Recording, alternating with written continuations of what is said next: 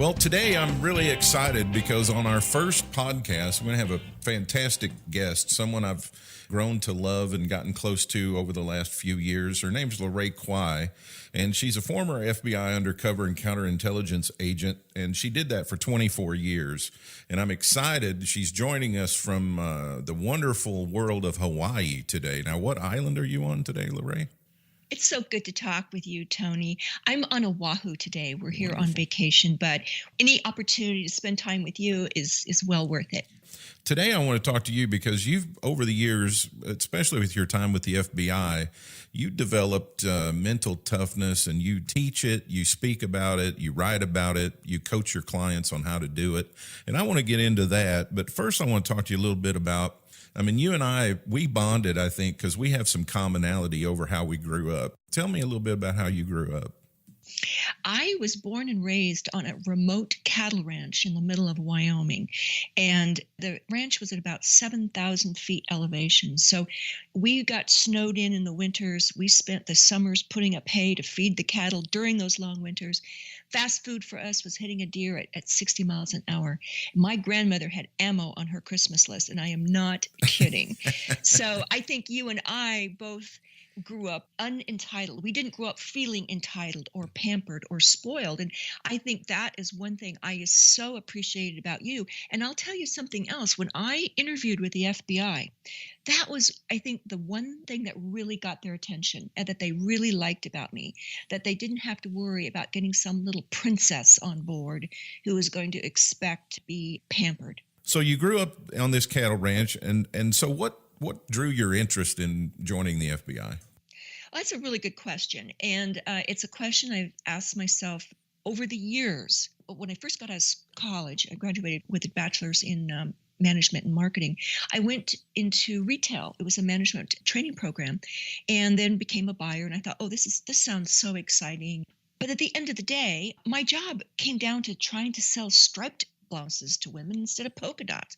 I just didn't really feel like I was making a contribution. And I started looking, and then I saw where the FBI was recruiting. And I thought, well, why not? I'd never thought about it. Even though I'd been born and raised on a cattle ranch, my grandmother was a crack shot. I had never, ever shot a gun in my life. It just wasn't something that I'd ever really thought that much about. So when I interviewed with them, they said, well, why the FBI? And I thought about that, and I said, I tell you what, I like history. And history is pulling all these pieces of information together to form a complete and accurate picture of what happened. And I guess that was the right answer. So why did I join the FBI? At that point, that was sort of what made sense to me. Now, as time progressed and I got to know myself better and I went through that academy, I realized it had to be a lot more than just pulling pieces of information together. And the bottom line is I realized I had a job that would provide me with value and with meaning. And I think any of your listeners or anybody I've ever talked to, if you can get that from your job, stay with it. In your bio, it mentions exposing foreign spies and recruiting them to switch sides, and sounds like an exciting job. What was the most interesting thing that happened to you while you were with the FBI? Well, I tell you, I worked counterintelligence and espionage and undercover work. It'd be hard to pinpoint one. I will say that the most memorable experience was my first arrest. And it wasn't in counterintelligence or espionage. And I don't know if we have time to go into that or not, but it was one of those, oh shit moments, where you just put everything together and it worked. Well, I would imagine being in a job like that, where you're involved with criminal activity and you're after the bad people and things of that nature, you're going to develop some mental toughness, but you really found an interest in that and got really good at it. And now you teach people about it. What keeps most people from being mentally tough? Well, that's a great question, Tony. It gets right to the heart of it. First of all, let me define what mental toughness is, because I think a lot of times people think being mentally tough is bulldozing their way through obstacles or problems or whatever. And that might work in football. but it's not going to work in business and life. So I define mental toughness, and this is my definition, but it is managing our emotions, our thoughts, and our behavior in ways that will set us up for success in both business and life. Because we all know how emotions can take hold, and that influences our thinking. And what we're really talking about is creating the right mindset. And the way you think about your problems, the way you think about yourself, addressing those problems, that becomes mental toughness, because you become mentally tough when you're able to control or manage your response instead of being surprised by it. So I know you're focusing a lot on writing these days. Do you still work with clients in your practice? Oh, I absolutely do. I absolutely do. And interestingly enough, I find that most people get to a point in their career where it's not really just enough to get to the next rung on the ladder. They really want to be able to look at themselves and their contribution to their organization, their company, wherever they are, their community. And that's where my sweet spot is with working with people. They've reached a maturity level of where they want to know more about themselves. They are tired of sabotaging their own career because of making poor choices or not giving themselves the benefit of the doubt. We all hit plateaus in our life and in our career, and sometimes, it's kind of tough to break out of that stuck place. So give me a couple of examples from your coaching practice where, a couple of really rewarding examples where you've worked with some folks and you've seen some pretty awesome results. Well, what I do when I start talking to a potential client is I really want to get an idea of what they need. Are they on a plateau, or are they looking to move in a different direction? So first of all, I'm proud of all my clients, and I don't accept people as a client unless I really think there's a way that we can communicate and that I can help them, because that's not being fair to them or me.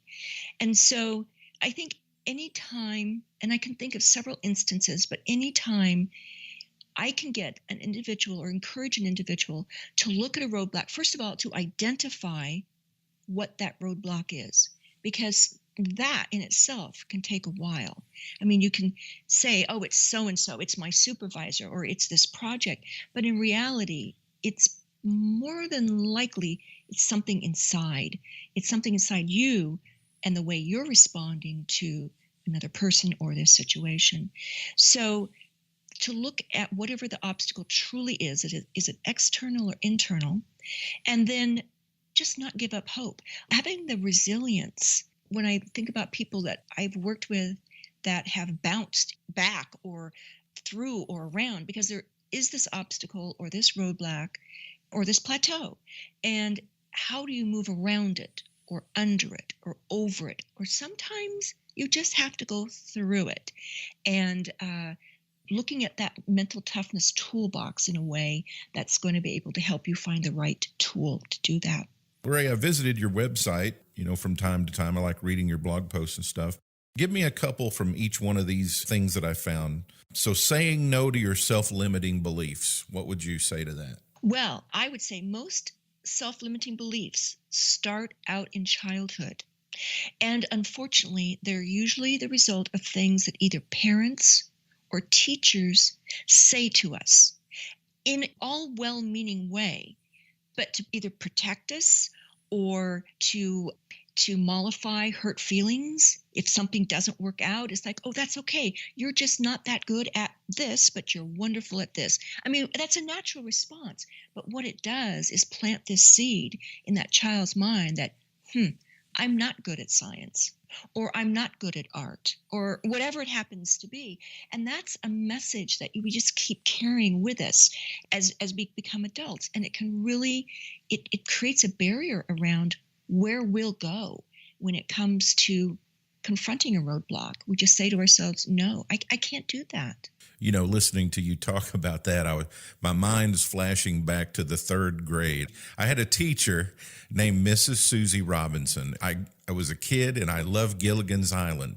And I watched Gilligan's Island and they're talking about papayas. Well, you're not going to find a lot of papayas in Kentucky. So I go into my teacher in the third grade. I said, Miss Susie, tell me about papayas. And she says, well, you can look up papayas. We've got a library at the school and we've got an encyclopedia. I want you to go look it up and write me a couple paragraphs about papayas. And I just kind of looked at her and like, oh, that's too much work or something. And she looked at me, and I'll never forget this. She said, now, Tony, you don't want to grow up to be a helpless hopeless. And I thought, I love that. And I went and I did that, and I felt empowered, right? Yes. Oh, that's such a great example. That is awesome. And it can work the same way. A lot of the things and messages we get as children, they help build our self-confidence. They can help us become productive as adults. But at the same time, I remember I had a hard time with math, and my teacher, Mrs. Garrity, said, you're going to need a little help. That's not your strong point. So here, she gave me some little cheat sheets. And so I will never forget that. You know what I mean? And now it's like, and I'm not that bad at math. I mean, but it was a message that I was told earlier. So those self-limiting beliefs, all I say there is, most of them are self-imposed. And it's good for us all to know where our boundaries are so we can plan how to move beyond those boundaries. Not to contain us, but so that we know how to push beyond. I say this all the time, and I'm a sucker for kids coming and selling stuff at my door. Even stuff I'm never going to eat, or magazines I'm never going to read, because I don't want them growing up hating sales. And so when they come to sell whatever it is they got, I'm going to say yes, and buy the $5 or the ticket or whatever it is, just because they're forming those limiting beliefs you're talking about. And I don't want them not to believe in themselves from a sales standpoint, because I've seen that happen to people. I have too. And this whole journey of self-awareness that I really encourage my clients to embrace. If we look at what our self-limiting beliefs are, or the obstacle, or whatever it is, and trace it to where it started. And usually it's going to be not always in early childhood, but somewhere in those formative years, probably between the ages, of 2 or 3 months, all the way up to about 20 or 25. And at that point, our brains kind of start to stabilize. Instead of forming, it can still grow, but we have to put more effort into it. And that's where adults, they become stagnant. They don't push that brain to continue to learn. And it can. It's not like your brain automatically stops. I think it physically stops growing at about your early 20s, physically. But it can continue to grow other ways until you're 90. So that brings us to rewiring your brain for new patterns of behavior. That sounds like that could be borderline painful. There is this thing called neuroplasticity. And basically what it is the understanding that the brain can rewire itself. And this means that we can change the way we think about our problems. A very interesting and natural segue from self-limiting beliefs. So what my approach is to use neuroscience with just behavioral science to change the way we think about our obstacles. I mean, for example, negative emotions are at their weakest when they first appear. So if you have this niggling negative thought that comes up, the time to nip it in the bud is now. Before it gets traction, before it grows legs, before it can really take hold. And there are people far smarter than I who have done research on this. So I am borrowing from their work. But the best way to handle a negative emotion is simply to address it, acknowledge it, and say, yes, that is anger, and use as few words as possible. Because when you start to enter into a dialogue about why you're feeling negative about something, again, you allow it to expand in your mind and it grows.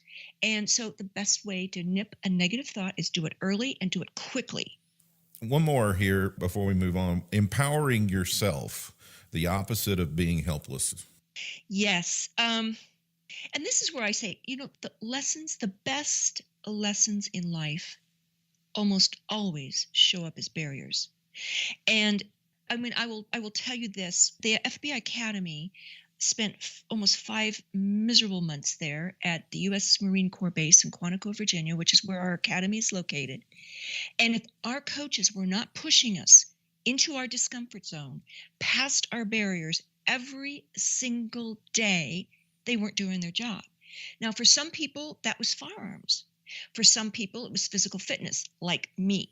For others, it was the academic. We had to take a lot of academic tests because we had to learn all federal laws that the FBI enforces, right?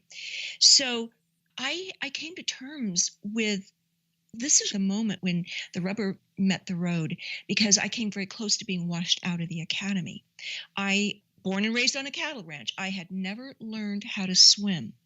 And one of the requirements to graduate from the academy was to dive off a 25-foot diving board into a pool of water holding an M16 and then swim to the other side of the pool still holding the weapon. All of that was a requirement. And I didn't know how to swim. And I got up there and I knew I was going to die. I mean, I just knew I was going to die. I mean, I saw even accomplished swimmers after that jump coming up with that gun, gagging and spitting and then trying to get to the other side of the pool. And I had to just find the courage. I had to dig really deep. I had to come up with some very positive thinking at that point, at that very moment. I mean, I'd never heard of a new agent drowning. I knew the FBI wouldn't want the lawsuit my parents would launch against them. And the guy gave me a life vest. My coach, he said, take the life vest, just do it. And so I did. I jumped and I came up gagging and I basically crawled on the bottom of the pool to the other side of the pool. But I had my weapon. It wasn't pretty, but I got there. And this was the thinking that the FBI instilled into me. And this is why I say empower yourself. It's the opposite of helplessness. This is my thinking as I got out of the academy. Throw me in anywhere, any part of the country, any assignment. Heck, throw me into the middle of a pool. I will survive. I will make it. I will find a way to get to the other side of the pool or to do what I need to do in order to accomplish my job. I was telling some clients yesterday that I just completed a 2-year certification not long ago, and it was pretty tough. And I told them, I said, I don't know that I will ever use the certification that I got, but the 2 years that it took me to get it did a whole lot for me, if that makes sense. Yes, because it wasn't easy. First of all, if it's easy, then you don't learn anything from it. I really hate to say that, but it's true. I mean, life is hard. Pain is inevitable. Growth is optional. Right. That's where we all fit in right there. And so we're often not pushed past that barrier unless there is an obstacle, unless there is something that's hard. Something that's easy. Hey, yeah, I can do that, with my eyes closed. Going to the gym and picking up 2-pound weights every day doesn't help you, right? No, it doesn't.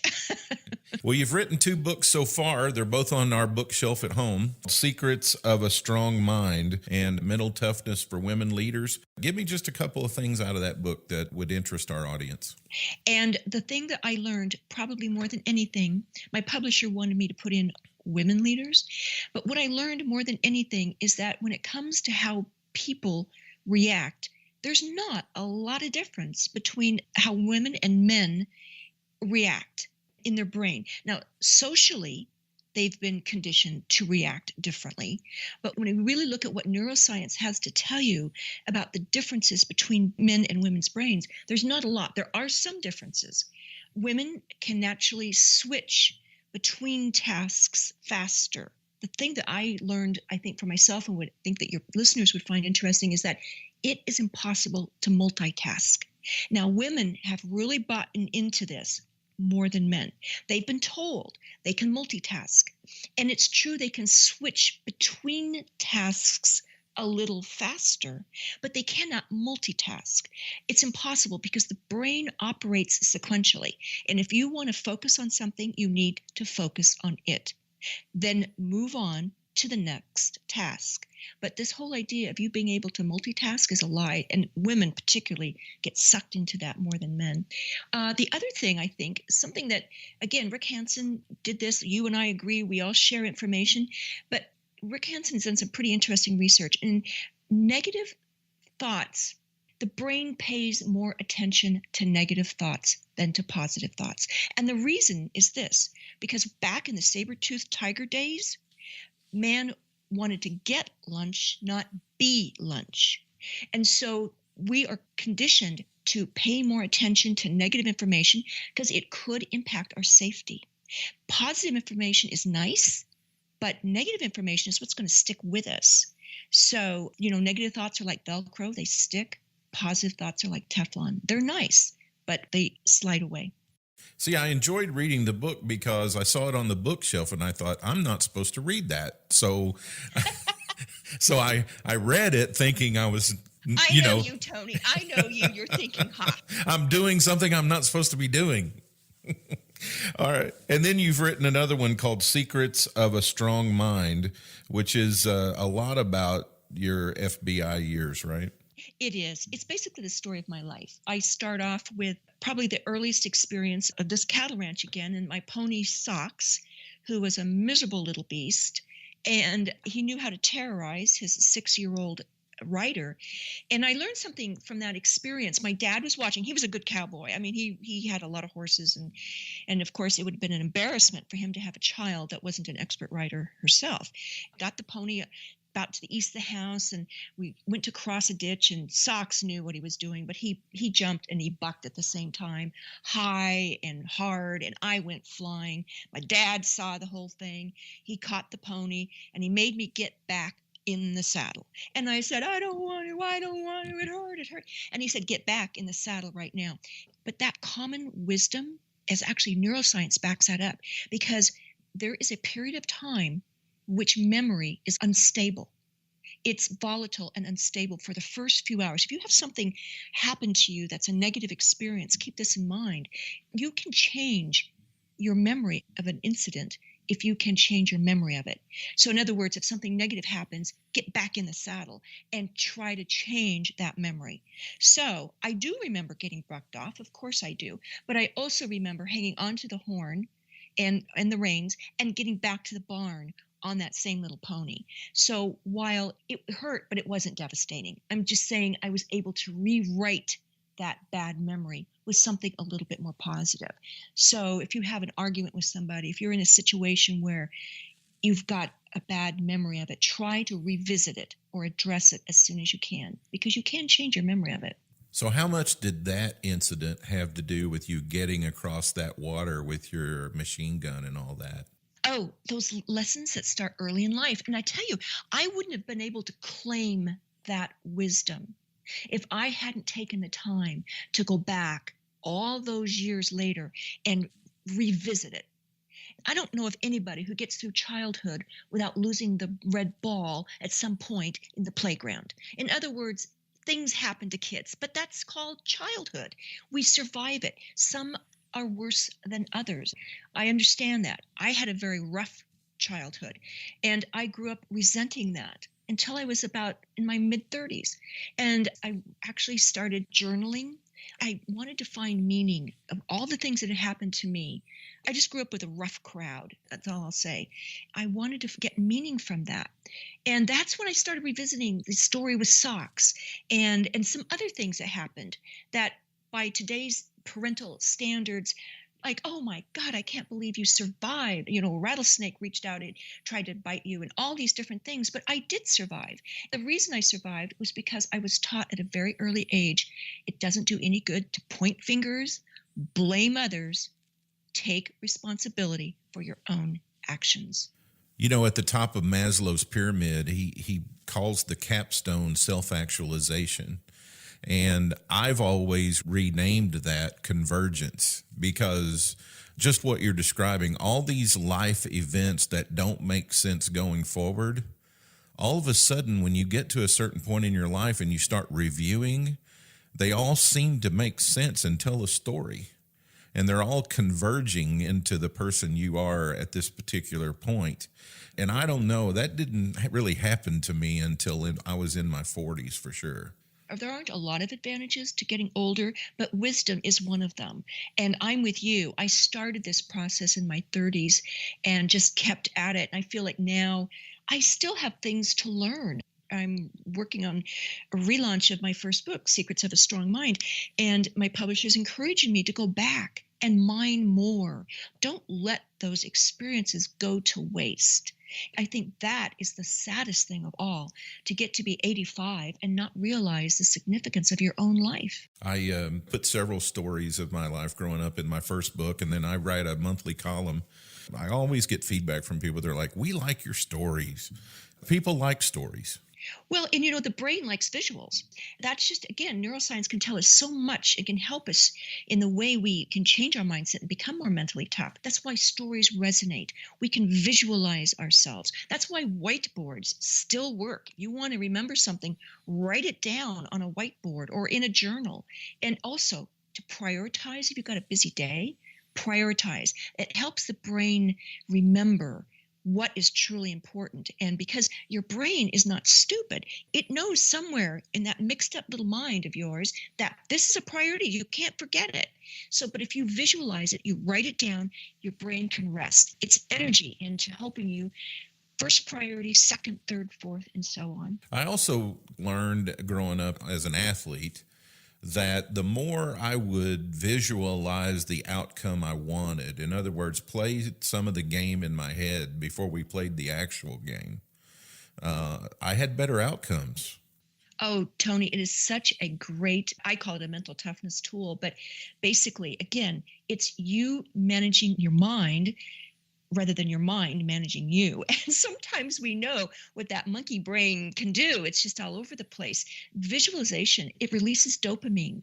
When you visualize yourself performing as a football player, as a coach, as a speaker, or before your team, as you're getting ready to launch a new product, you're getting ready to do whatever you need to do. If you visualize that and it comes out in a way that's realistic, that is a success, your brain stores that. It produces dopamine.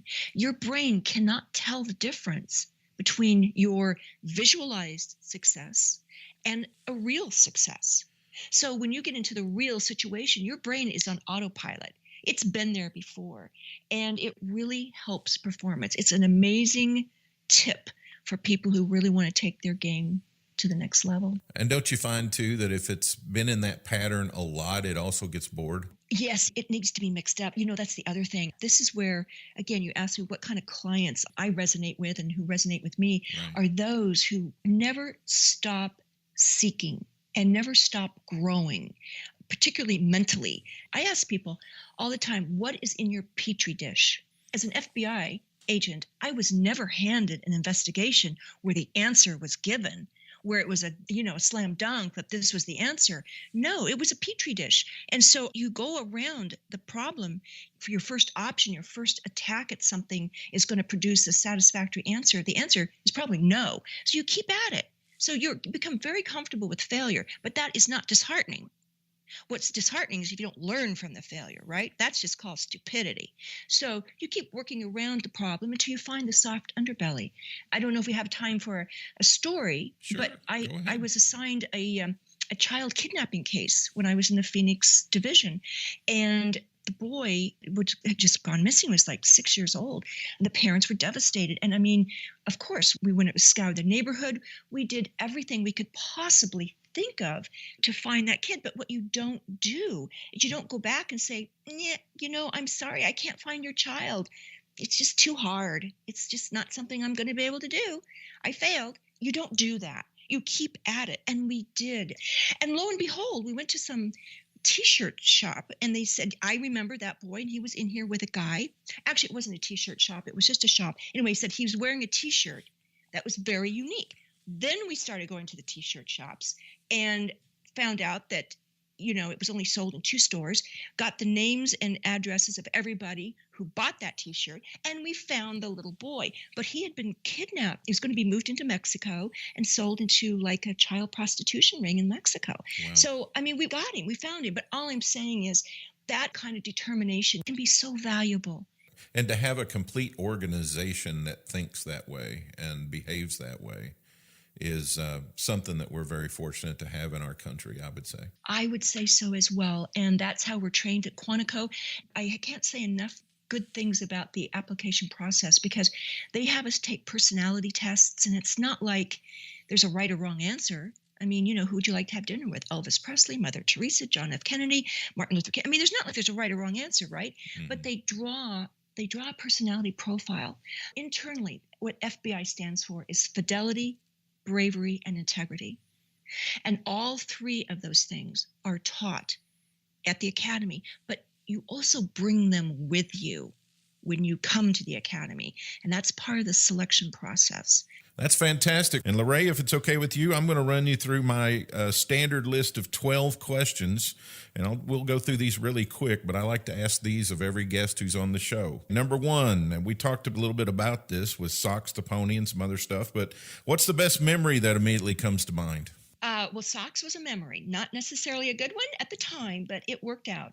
I think the best memory was graduating from the FBI Academy, just getting that badge and those credentials. I think that's the best memory I have.